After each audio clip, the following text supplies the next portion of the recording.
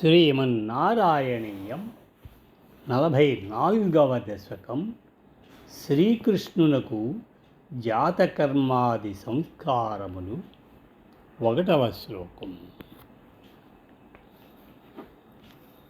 గూఢం వసుదేవ గిరాకర్తుం తే నిష్క్రియస్య సంస్కారాన్ హృద్గతహోరాతత్వో గర్గమునీస్వద్గృహం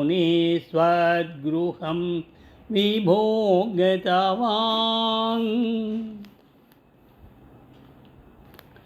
పరమాత్మ, నీకు ఎట్టి కర్మబంధములు లేవు.